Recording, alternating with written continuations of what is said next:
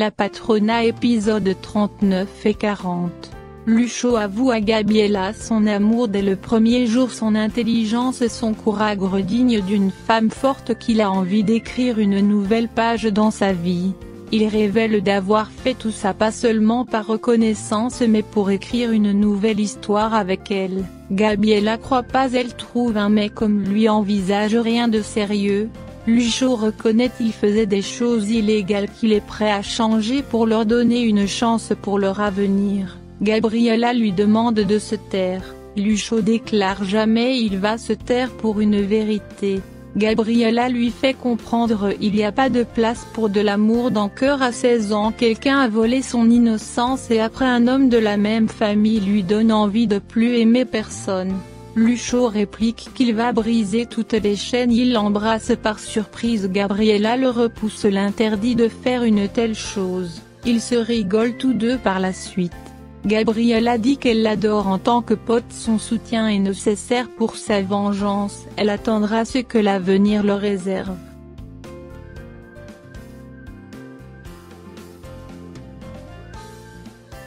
David presque chaque jour se rend sur la tombe de sa mère.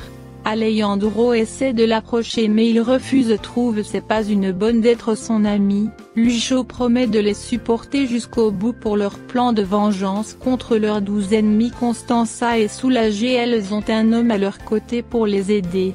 Désormais Gabriela va réapparaître avec une nouvelle identité. Lucho appelle Gaston pour rentrer à New York car ils ont aussi besoin de son aide. Hannibal téléphone l'avocat de l'oncle de Constanza pour l'héritage de sa femme décédée. Le monsieur l'explique que tout l'héritage est déjà versé à des œuvres caritatives comme écrit dans le testament. Malgré cela Hannibal compte ouvrir une procédure judiciaire pour le récupérer. Julio de son côté est frustré d'apprendre Lucecita est enceinte. Julio lui reproche d'avoir pas prendre des pilules contraceptives, il exige pour qu'elle avorte. Avoir un enfant avec une prostituée en tant que mère de son enfant est un déshonneur. Lucecita refuse une telle décision, donner naissance à son enfant est sa priorité et exige à ce dernier de le reconnaître sinon la nouvelle va circuler dans les journaux. Prudencia s'amuse avec Chacon. Elle lui demande de raconter tout ce qu'il sait au sujet des Hannibal et sa femme.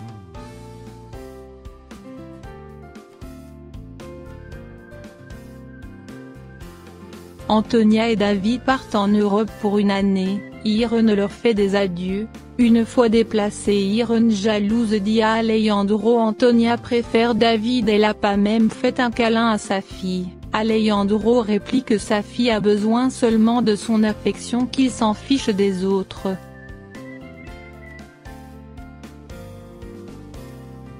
Et l'avocat réunit l'équipe dans laquelle se trouvent des professeurs d'anglais, de portugais, d'italien, de culture générale, des conseillers en bonne manière et élégance. Gabriela leur dit qu'elle compte sur leur soutien de devenir Veronica Dantes. Plusieurs semaines sont écoulées, Gabriela fait des progrès en apprentissage de plusieurs langues.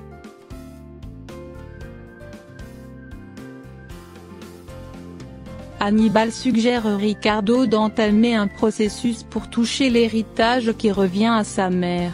Ricardo refuse et lui demande de ne pas l'utiliser pour toucher à cet héritage.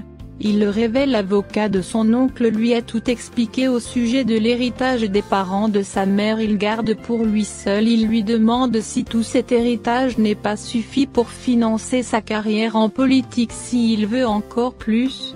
Hannibal choqué, il est au courant de tout ça.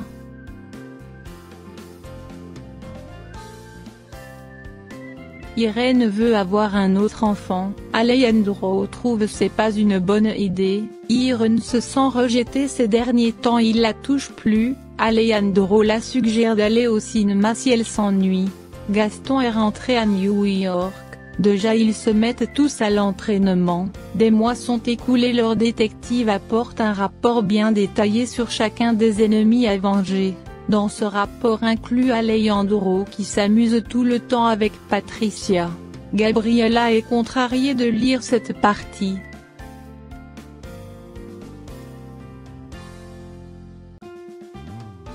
Valentina heureuse de voir Max. David trouvait aucun goût d'être tombée amoureuse de ce mec. Antonia pendant ce temps explique à Hannibal son plan de faire Valentina venir, c'est pour que David soit tombé amoureux et se marier un jour, comme ça elle va garder un œil sur son héritage.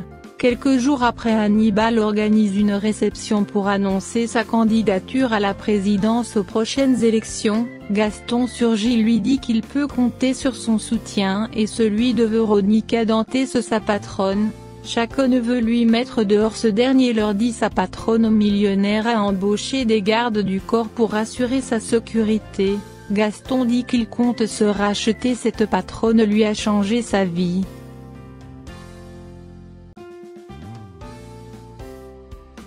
Antonia pense c'est un piège, elle n'a pas confiance en cet homme. Cecilia rentre en Mexique, Foncia lui donne des instructions pour éviter des problèmes dans la maison. Gaston apporte de l'argent pour Francisca mais elle refuse, dit avec tout cet argent ça va réveiller des soupçons.